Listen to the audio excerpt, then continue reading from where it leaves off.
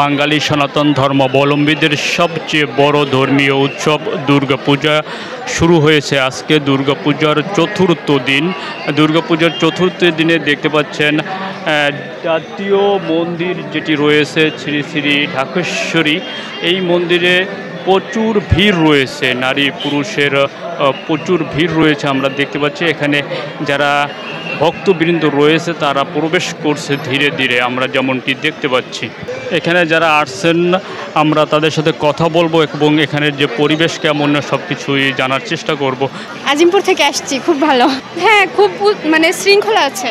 দর্শক, আমরা যেমনটি দেখতে পাচ্ছি এখানে প্রচুর ভিড় রয়েছে, ধীরে ধীরে প্রবেশ করছে আসলে যারা এখানে পূজা দিতে এসেছে এবং দেবীর আরাধনা লাভ করতে যারা এসেছে। আমরা যেমনটি দেখতে পাচ্ছি এখানে প্রচুর ভিড় রয়েছে। উদযাপন হচ্ছে ভালোই, মানে ভিড়ও বেশি একটু।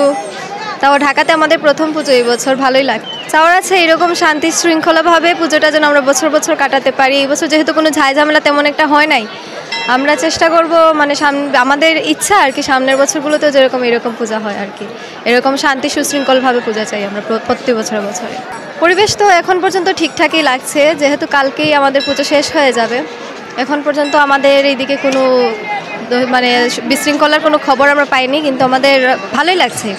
অনেক ভালো, মানে মজা হচ্ছে অনেক, পরিবেশও ভালো, অনেক শৃঙ্খলার মধ্যে সবাই আসতেছে আর সবাই ভালো মতো দেখে চলে যাচ্ছে এই আর কি।